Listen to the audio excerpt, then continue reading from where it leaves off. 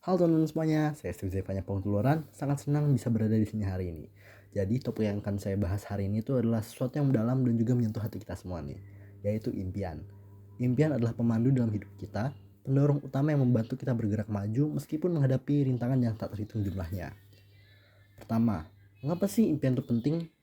Nah, jadi sebuah studi dari Journal of Personality and Social Psychology itu menemukan bahwa orang-orang dengan tujuan hidup yang jelas itu mereka cenderung lebih bahagia dan merasa lebih terhubung dengan hidup mereka. Impian memberi kita arah dan makna, bentuk dasar dari motivasi kita. Bayangkan nih, saat kau masih kecil, kau mungkin memiliki impian menjadi astronot, dokter, atau bahkan pemain sepak bola. Nah, impian inilah yang membuat kita berani bermimpi besar dan berharap akan masa depan yang lebih baik. Impian juga mendorong kita untuk berkembang. Ketika kita memiliki impian, kita cenderung mengambil langkah-langkah yang mungkin di luar zona nyaman kita. Misalnya jika impian kamu adalah menjadi penulis, kamu akan mulai menulis setiap hari, membaca lebih banyak buku, atau bahkan mengambil kursus menulis. Nah, langkah-langkah kecil ini yang mungkin tampak sederhana, sebenarnya membentuk fondasi kuat untuk mencapai tujuan besar di masa depan. Namun, perjalanan menuju impian kita itu tidak selalu mudah. Kita tuh seringkali menghadapi rintangan dan kegagalan.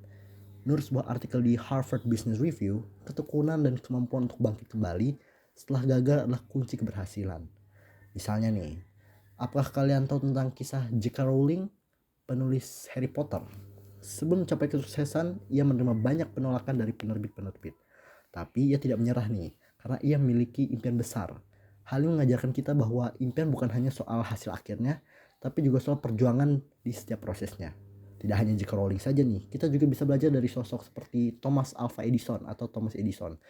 Sebelum menemukan bola lampu, ia gagal lebih dari 1000 kali. Nah, saat ditanya tentang kegagalannya, Edison menjawab bahwa saya tidak gagal 1000 kali, tapi saya menemukan 1000 cara yang tidak berhasil. Nah, jawaban ini menunjukkan bahwa ketika kita memiliki impian besar, kegagalan itu hanyalah sebuah langkah menuju ke kesuksesan. Setiap kegagalan yang kita alami itu justru memberi kita pelajaran baru selama kita tetap bergerak maju. Selain itu, impian juga berperan sebagai kompas dalam hidup kita. Setiap keputusan yang kita buat, baik besar maupun kecil, itu dapat membawa kita lebih dekat atau bahkan lebih jauh dari impian kita. Misalnya jika impian kamu adalah menjadi seorang pemimpin perusahaan, kamu mungkin memiliki pekerjaan yang memberikan lebih banyak pengalaman kepemimpinan. Atau mengikuti program pelatihan bisnis. Setiap langkah yang kamu ambil, walau tampaknya kecil, memiliki arti dalam perjalanan menuju impianmu. Namun penting untuk diingat bahwa impian itu harus realistis. Menurut penelitian dari Stanford Graduate School of Business, menetapkan tujuan yang spesifik dapat diukur membantu kita tetap fokus dan termotivasi. Sebaliknya, memiliki kemampuan yang jauh di luar jangkauan itu bisa menyebabkan kekecewaan dan juga frustasi. Saya ingin berbagi cerita tentang impian saya sendiri. Jadi dulu ketika saya masih kecil, saya bermimpi menjadi seorang astronot. Bagi saya menjadi astronot itu adalah hal yang keren, membayangkan bisa main di ruang angkasa dan menjelajahi bulan. Namun seiring waktu saya menyadari bahwa menjadi astronot tidak semudah yang saya bayangkan. Profesi ini membutuhkan fisik yang sempurna, dedikasi luar biasa, dan juga kemampuan intelektual yang sangat tinggi. Di titik itulah saya belajar sesuatu yang penting. Impian boleh saja berubah seiring waktu. Mengubah impian bukan berarti kita menyerah, melainkan kita sedang menyesuaikan mimpi dengan potensi terbaik yang kita miliki. Karena itu, saya mulai mencari tahu apa yang benar-benar saya sukai dan apa yang bisa saya lakukan dengan baik. Tapi teman-teman, bagaimana jika kita belum tahu apa impian kita? Jawabannya sederhana. Cobalah berbagai hal. Banyak orang menemukan impiannya setelah mencoba berbagai bidang. Jangan takut untuk menjelajahi hal-hal baru. Siapa tahu, mungkin impianmu ada di tempat yang tidak pernah kamu duga sebelumnya.